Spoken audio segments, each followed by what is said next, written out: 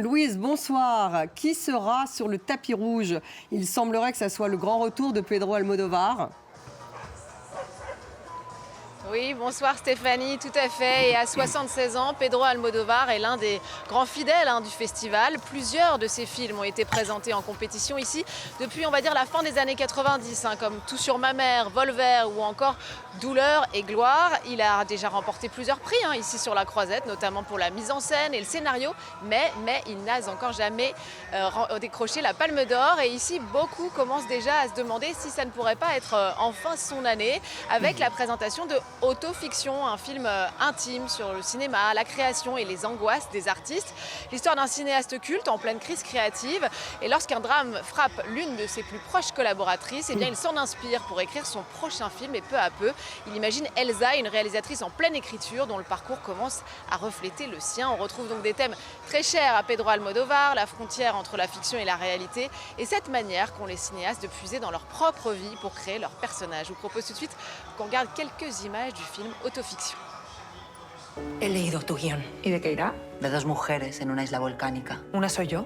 ¿Cómo te has atrevido? Y no me gusta que escribas sobre nosotros. Pero ya sabes cómo es la ficción. Esto no es ficción. Autoficción. ¡De una mierda! Piensa en el dolor de las dos, no pienses solo en tu guión. Está bien, Santi, no empieces tú ahora. Como si pudieras decidir sobre la vida de la gente. Pero como no quites esa parte del guión, te haré la vida imposible. Te has vuelto loca. Si hay un final, no parece que vaya a ser feliz.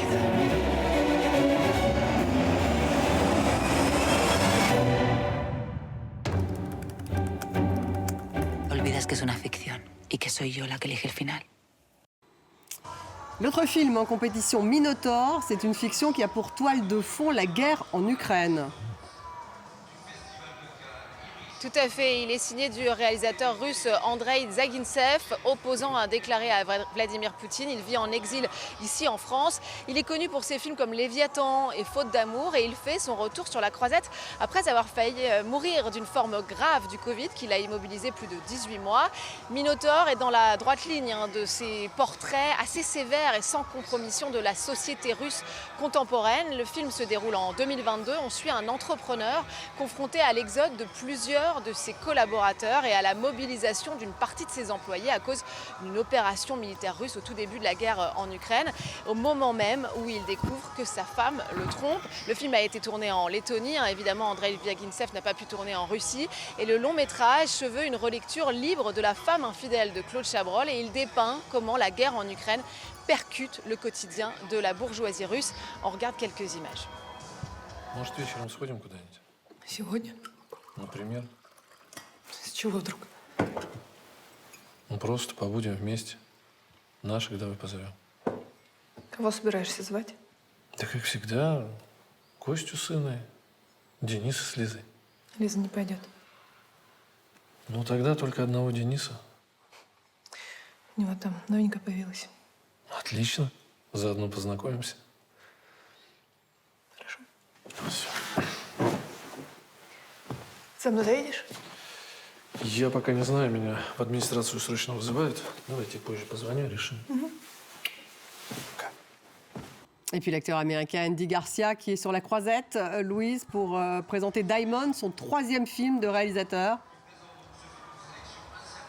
Exactement, Andy Garcia, qu'on connaît évidemment pour ses rôles dans le troisième volet du Parrain, dans Héros malgré lui ou Ocean's 11.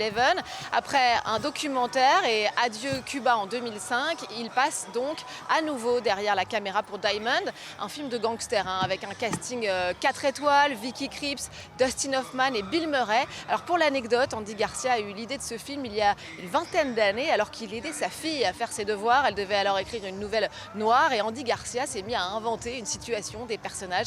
C'est comme ça que Joe Diamond, son héros dans ce film, est né. Et clin d'œil assez touchant, et bien sa fille, Daniela Garcia, joue aujourd'hui dans le film le rôle de Violette.